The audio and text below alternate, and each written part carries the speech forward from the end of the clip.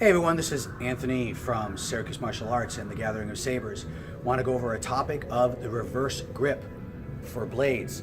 Okay, so now the reverse grip can be a very, very bad thing, but it could also be a good thing. Let's talk about the good, okay? So the reverse grip is very good when you're using a short weapon like a knife, okay?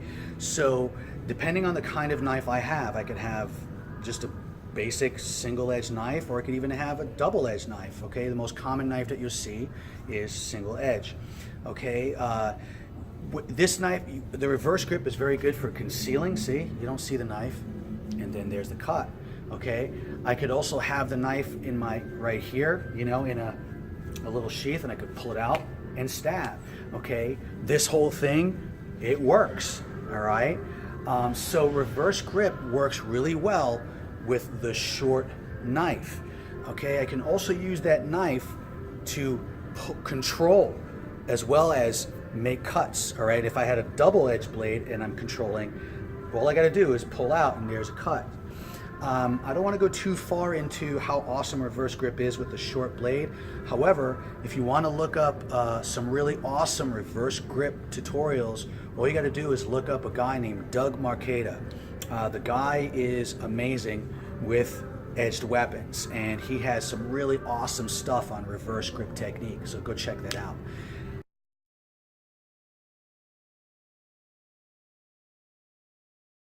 So let's move on to the bad part of reverse grip. Basically, when you're dealing with a reverse grip, if it's a short little knife, reverse grip is fine.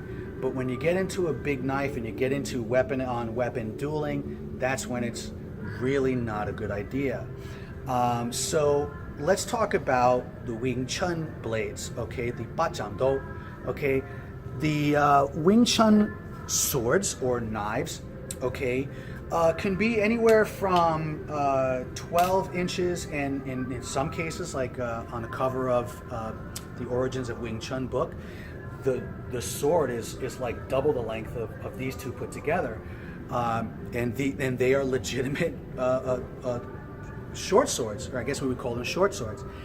And the way you use this is you hold them with not a reverse grip, but with a regular grip with the blade up. Okay, so you would see the blade in front of you. The blade would be in front of you.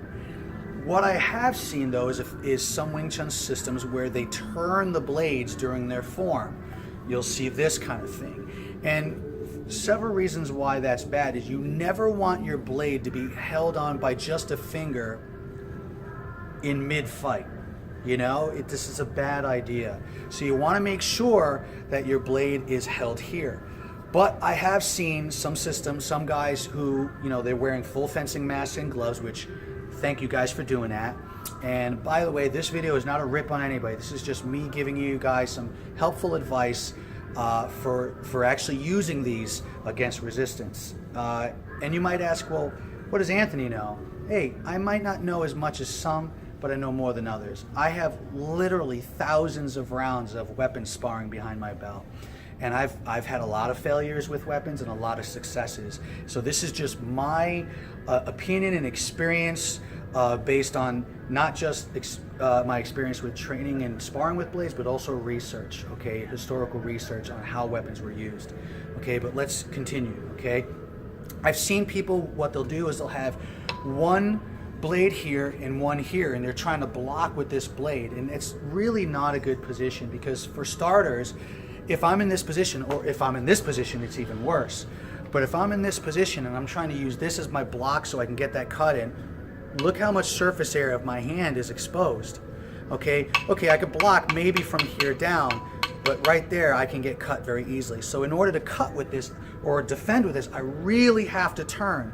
This is not good if I'm holding it with this grip here with the thumb in.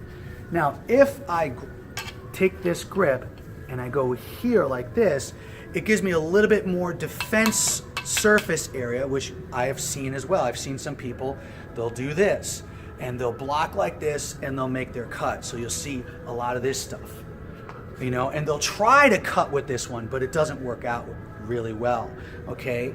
And we're gonna go over that in a minute, why cutting with this rear hand is not not very effective with reverse grip. I've also seen them go with double reverse. And again, this is really not good because I got all this time while my blade is still not anywhere near the center line. All this time, my blade is nowhere near the center.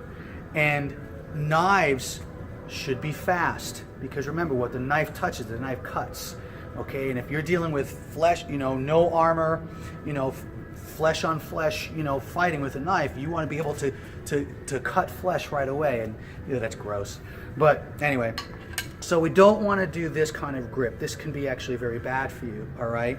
I've also seen where they switch it up this way, and they'll go like this. They'll put a lead hand with the blade up and the rear hand. And, I don't understand why these guys do this because you'll see them swinging and just missing by a mile with this rear hand. And if they're trying to defend with this one, maybe they're trying to cover here.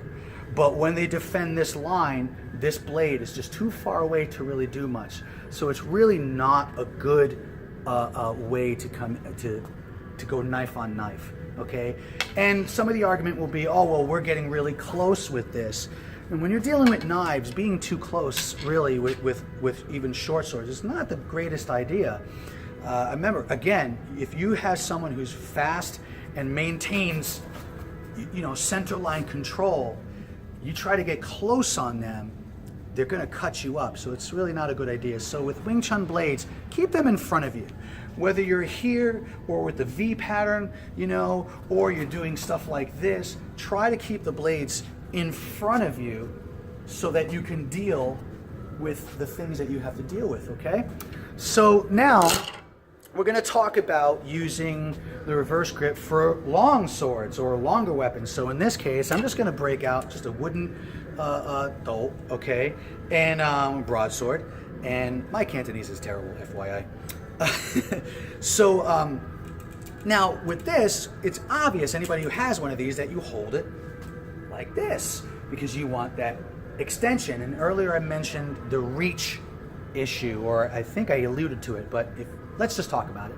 Okay, when I'm holding the sword like this, if I extend my arm, I've got a pretty good reach. So when I swing, I have a very good reach. Also, the sword reaches the center line a lot quicker.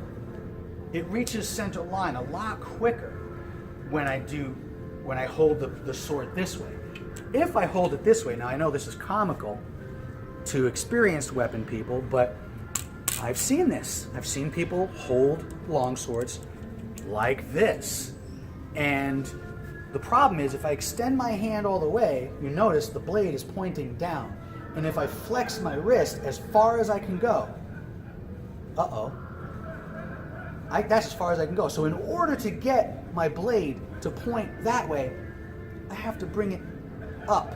And as I bring it up or in, you'll notice I'm losing range because if I hold it this way, look at that range. If I hold it reverse, in order for my blade to touch, I'm losing range. If I'm out here and I'm trying to cut, it's nowhere near the center line until now. Okay? And by the time it gets to center line, I actually reduced the reach I have with this weapon. Okay? Whereas if I was cutting from here, look, my arm is bent and I still have all that much more reach than when I was here. Okay? Now if I extend the arm, look at that reach. Okay? Whereas with this, I have no choice. I can't really extend. It's really hard to do, okay, with a reverse grip. Now you'll see some things where, in the middle of a situation, they might go into a reverse grip kind of thing. There's some European treatises that do show some applications for the long swords with reverse grip, but it's not something you see them starting off at. You don't see them starting from this position. All right, so that is it on the reverse grip. I would say, if you don't believe me, go find some experienced weapon people, whether it's your local Kali school or HEMA school, or even fencing school. In fact, right up the hallway from here, we have a fencing school, and they're very cool people. go to them and say, hey, I'd like to spar you guys, but I want to do reverse grip, and see how well you do. And remember, hand strikes are allowed. And watch how often they will hit your hand and your lead arm, and how often you miss when you swing and then you get hit. Try it out for yourself. And hey, if you kick ass with blade down, then wow, man, you should be making videos. Anyway, that's it. The next part's going to be on lightsabers, so you Star Wars or you non-Star Wars fans might want to turn the video off now. See ya.